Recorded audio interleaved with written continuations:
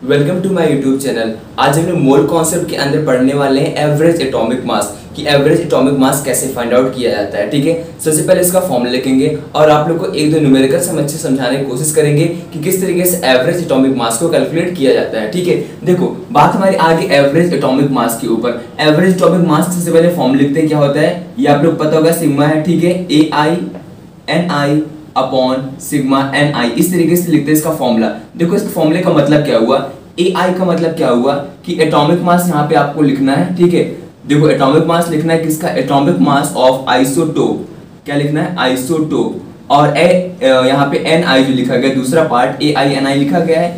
NI क्या होता है कि कितना परसेंटेज में दिया गया है। ठीक है, आइसोटोप मान लो आपको दिया गया है, वो उसका परसेंटेज कितना है, वो नंबर ऑफ एटम्स कितने हैं, ये कितने मोल दिए गए, कुछ भी हो सकता है, वो आप लोग को ये दूसरे NI में लिखना होता है। ठीक है, मतलब परसेंटेज हो सकते हैं, नंबर हो सकते हैं, मोल हो सकता है, मोल का रेशियो हो सकता है, इन सब में से कुछ भी हो सकता है। ठीक है, जैसे मान लो अब यहाँ पे बात आती है, कई बच्चों को दिक्कत होगी आइसोटोप क्या होता है, थोड़ा समय दे दो, डिस्कस कर लेते हैं आइसोटोप को, फिर आगे बढ़ते हैं। ठीक है, आइसोटोप होता है, एक होता है हमारे पास आइसोबार। दोनों शॉर्ट टर्म में अच्छे सीखते क्या होता है। देखो आइसोबार मतलब क्या होता है, same atomic mass. Atomic mass होगा सेम होगा, लेकिन एटॉमिक नंबर क्या होगा, वो डिफरेंट होगा। क्या होगा, same atomic mass but different atomic number. इसका जस्ट उल्टा यहाँ पे कर दो, यहाँ पे क्या करेंगे, same atomic number but different mass number. Mass number क्या होता है, यहाँ पे डिफरेंट होता है। कैसे, देखो आइसोटोप क्या हुआ, जहां पर सेम एटॉमिक नंबर होगा, मास नंबर डिफरेंट होगा। आइसोबार क्या होता है, जहां पर सेम एटॉमिक मास होता है बट डिफरेंट एटॉमिक नंबर होता है। इस तरीके से आइसोबार आइसोटोप को कैटेगराइज करते हैं। हमने यहाँ क्या लिखा, आइसोटोप, एक ही एटम होगा। ठीक है, एटम तो एक ही होगा आइसोटोप में, लेकिन मास अलग अलग होगा, एटॉमिक नंबर सेम रहेगा, उसको क्या बोलते हैं, आइसोटोप। जैसे एक एग्जाम्पल, तो मान लो हमारे पास एक एटम है A।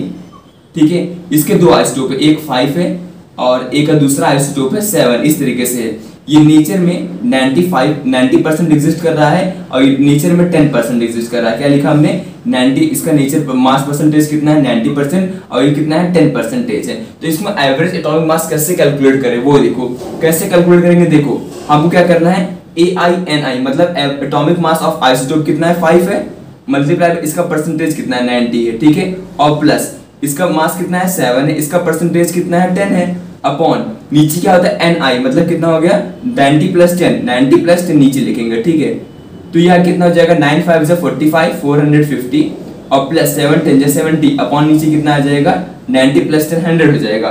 इसको जब सॉल्व करेंगे कितना आ जाएगा, 7 प्लस 5 12 होगा 2, मतलब कितना आ गया 52 आ गया यहाँ पे। ठीक है, 520 अपॉन नीचे कितना आ गया 100 आ गया। तो जरा दोनों को सॉल्व करो, कितना आ जाएगा, ये कट गया आपस में, कितना आ गया हमारे पास 5.2 आ गया। ध्यान से देखो ये कितना आ गया 5.2 आ गया, जो कि देखना इन दोनों के बीच में पड़ेगा। क्या पड़ेगा, बिटवीन बोथ आइसोटोप मास, दोनों आइसोटोप के जो मास दिया गया उसके बीच में हमारा आंसर आ रहा है। कितना आ रहा है 5.2 आ रहा है। बहुत अच्छे से आप लोग को बात समझ में आने वाली, देखना कैसे 5.2 हमारा आंसर आया। आइसोटोप का मास कितना था, एक का 5 था एक का 7 था। एक का 5 था जो कि 90% था और दूसरे का मास कितना था 7 था, दूसरे का मास था 7 और वो हमारा दिया गया 10%। ठीक है, अब जब देखो एवरेज क्या होता है, एवरेज उसी के पास होगा जिसका परसेंटेज ज्यादा होगा। जरा समझना, एवरेज निकालते हैं हम लोग तो उसके पास ज्यादा वैल्यू आती है, उसके नियर ज्यादा वैल्यू होती है जिसका मास ज्यादा होता है, जिसका मास परसेंटेज कहें या जिसकी वैल्यू ज्यादा होती है। अब देखो ये 5 वाला जो मास है इसका पास इसकी कितना 90% है, 7 वाला कितना है 10% है, तो इसका मास परसेंटेज ज्यादा है। ठीक है, इसका अमाउंट ज्यादा है 90, तो जो हमारा आंसर आएगा ना वो इसके बहुत ज्यादा पास है। क्यों, क्योंकि ये 90% है और ये सिर्फ 10% है, इसलिए देखो हमारा आंसर क्या आ रहा है 5.2 आ रहा है। और हमारा आंसर कभी 5 के इक्वल नहीं हो सकता है। ठीक है, इन दोनों के बीच में आएगा, 7 के इक्वल नहीं हो सकता है, 5 से कम नहीं हो सकता, 7 से कम नहीं हो सकता है। ठीक है, ऐसा पॉसिबल नहीं है। ठीक है, क्योंकि इसका कुछ ना कुछ परसेंट रहेगा, इसका कुछ ना कुछ परसेंट रहेगा। अगर इन केस इसका 100% ये 0% है तो 5 ही रहेगा, फिर तो ऐसा कुछ हो ही नहीं सकता। ठीक है, तो थोड़ा थोड़ा डिस्ट्रीब्यूट रहेगा तो वहां पर वैल्यू बीच में आएगी दोनों पे। और किसके पास वैल्यू ज्यादा रहेगी, जिसका परसेंटेज ज्यादा रहेगा। किसके पास वैल्यू ज्यादा रहेगी, जिसका परसेंटेज ज्यादा रहेगा। देखो 5 वाले का परसेंटेज ज्यादा तो 5.2 आ रहा है, मतलब इसके पास ज्यादा वैल्यू आ रही है। ठीक है, चलिए क्वेश्चन लेते हैं, एलिमेंट लेते हैं क्लोरीन और उसको सॉल्व करते हैं कि कैसे आंसर आएगा। देखना ये आप लोगों को समझ में आ गया होगा अच्छे से। चलो आते हैं, एक अदर एग्जांपल लेते हैं। अगला एग्जांपल हमारा क्लोरीन को लेकर। क्लोरीन देखो क्या होता है, 35 भी एग्जिस्ट करता है नेचर में, क्लोरीन 37 भी एग्जिस्ट करता है, 37 वाला भी एग्जिस्ट करता है, ठीक है। मानते हैं नेचर में 20% है और ये कितना है 80% है। चलो एक ऑप्शन देते हैं आप लोग को। ऑप्शन नंबर ए हमारा 35, बी है 36.6, सी है 37 और डी है 35.2। पता आप लोग इसका आंसर देख के बता सकते हो, ठीक है। पहले हम सॉल्व करेंगे फिर देख के बता देंगे हाँ इसका आंसर ये आएगा। देखो कैसे, अब देखो हमको सॉल्व कैसे करना होता है। पहली बात तो एटॉमिक मास निकलना है, आइसोटोप का 35 है, देखो इसका परसेंटेज कितना है 20% प्लस ये कितना है 37 है और कितना परसेंटेज है 80% है। नीचे क्या लिखेंगे 20 प्लस 80 लिखेंगे, ठीक है, जितना परसेंटेज दिया गया है। सॉल्व करेंगे इसको कितना आ जाएगा 700 आ जाएगा और प्लस ये हाँ ठीक है 700 आ जाएगा। इसको सॉल्व करते हैं 7 8 जा 56, यहाँ 6 आ गया 5 कैरी, 3 8 जा 24, 5 29 ये आ जाएगा, ठीक है।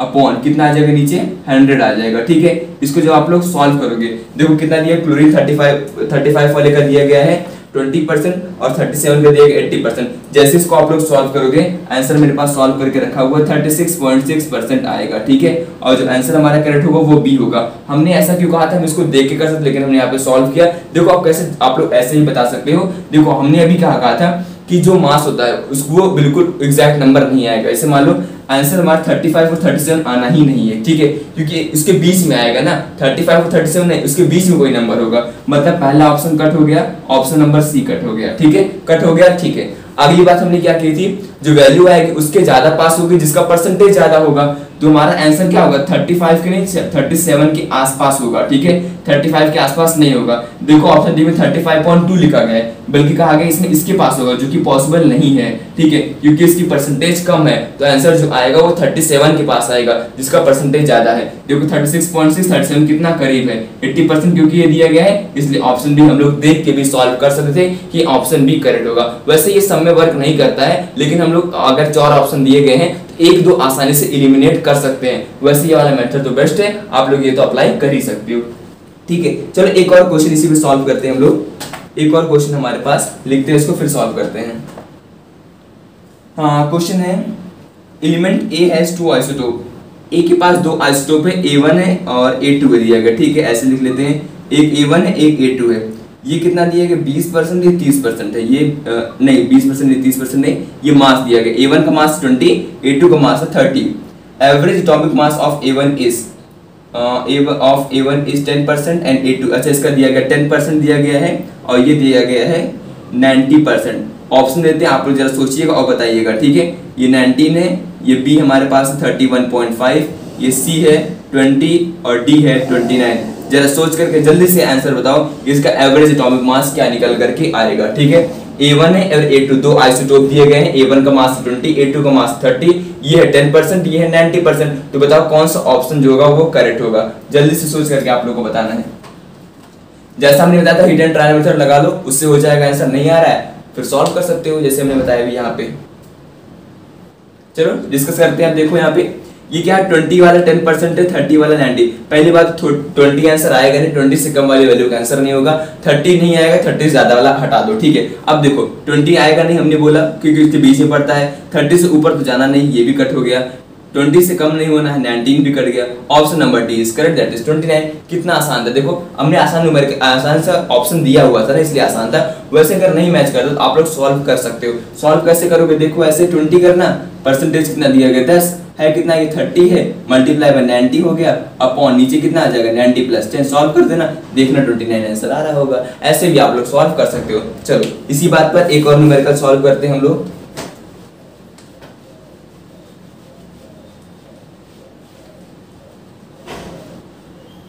ठीक है, न्यूमेरिकल थोड़ा सा उल्टा कर देते हैं। परसेंटेज यहाँ पे पूछेगा कि ये पूछेगा आप लोगों को, और एवरेज एटॉमिक मास मतलब यहाँ से 29 दिया रहेगा समझ लो, और ये पूछेगा कितना परसेंटेज है, ठीक है। चलो average atomic mass of chlorine is 35.5। Question बोला गया है कि average atomic mass of chlorine दिया गया है, एटॉमिक मास ऑफ क्लोरीन कितना है 35.5 दे रखा गया, ठीक है। If chlorine has 2 isotope, chlorine का बोला गया 2 आइसोटोप है, कौन सा, एक आप लोग को पता होगा 35 और 37। इसमें से दिया भी गया यही, क्लोरीन 35 और 37 दिया गया, ठीक है। Calculate the percentage of each isotope, मतलब इसका परसेंटेज कितना होगा और इसका परसेंटेज कितना होगा, ये हमको कैलकुलेट करना है, ठीक है। देखो सबसे पहले हम लोग लिखेंगे एवरेज एटॉमिक मास का फॉर्मूला क्या होता है। एवरेज एटॉमिक मास का फॉर्मूला देखो, पहले मास लेते 35, मान लेते हैं ये x परसेंटेज है, मान लेते हैं ये x% नेचर में एग्जिस्ट कर रहा है, तो ये कितना हो जाएगा प्लस इसको लिखते हैं 37, यहाँ पे क्या 100 माइनस x लिख सकते हैं, बिल्कुल लिख सकते हैं, क्योंकि देखो दोनों का सम करने पर नेचर में परसेंटेज हम लोग कैसे निकालते हैं, 100 से निकालते हैं। मान लो एक x है तो दूसरा 100 माइनस x होगा, अरे समझ लो ऐसे, एक 30% है दूसरा 70 होगा, एक 40 है दूसरा 60 होगा, ऐसे होता है ना, जिससे दोनों का सम करके 100 आए। तो मान लो एक x है तो दूसरा 100 माइनस x होगा, अपॉन नीचे कितना आ जाएगा, नीचे लिखते हैं, ठीक है। नीचे क्या आ जाएगा x प्लस 100 माइनस x, ये तो कट ही जाएगा, नीचे बच गया 100। सॉल्व करो जरा इसको, ये कितना हमारे पास 35.5 है, इक्वल कितना हो जाएगा 35 इंटू एक्स, और ये कितना हो जाएगा 37, यहाँ पे हो जाएगा 100 माइनस x, और नीचे क्या आ जाएगा 100। बस आप लोग इसको सॉल्व करके x निकाल लेंगे, x निकालने के बाद ये 35 वाले का परसेंटेज आ जाएगा, और इसको 100 से माइनस कर देंगे तो 37 वाले का परसेंटेज आ जाएगा। चलो मेरे पास आंसर है, हम बता देते हैं, आप लोग खुद से ट्राई भी करिएगा। तो क्लोरीन 37 वाला कितना परसेंटेज होगा, इसका आ जाएगा 25%, ठीक है। और क्लोरीन जो 35 वाला वो कितना आ जाएगा 75% आ जाएगा, ठीक है। इस तरीके से आंसर आएगा। अच्छा देखो एक चीज आप लोग यहाँ से और समझ सकते हो कि अगर आप लोग को मान लो ऑप्शन से ही ट्रायल से करना है कि मेरा आसानी से हो जाए, देखो आंसर क्या, एवरेज एटॉमिक मास कितना 35.5, मतलब ये समझना कि जो इसका परसेंटेज है वो ज्यादा होगा इसके कंपैरिजन, क्यों, क्योंकि जो वैल्यू है वो इसके ज्यादा करीब है, मतलब इसका परसेंटेज ज्यादा होगा। देखो इसका परसेंटेज भी ज्यादा है 75%। आई थिंक आप लोगों को समझ में आ गया जो हम समझाना चाह रहे थे कि आसानी से सब क्वेश्चन आसानी से सॉल्व कर सकते हैं। कई बार तो हम लोग ऑप्शन देके देखो हटा भी सकते हैं, जैसे हमने इसको सॉल्व किया है, तो आप लोग मान लो 4 और 3 ऑप्शन नहीं हटा पा रहे हो तो 1-2 हट जाएगा, तो काफी हेल्प उससे भी मिल जाएगी, कहीं वो गलत ना हो जाए, उससे हम लोग बच सकते हैं। इस तरीके से क्वेश्चन जो होता है वो एवरेज एटॉमिक मास पर आता है, ठीक है। ये हमने न्यूमेरिकल भी करा दिया एक अच्छा सा परसेंटेज फॉर्म में, और यहाँ पे हमने करा दिया किस तरीके से एवरेज एटॉमिक मास को कैलकुलेट किया जाता है। आज के लिए बस इतना ही, नेक्स्ट लेक्चर हम लोग आगे के टॉपिक्स और डिस्कस करेंगे। Thanks for watching.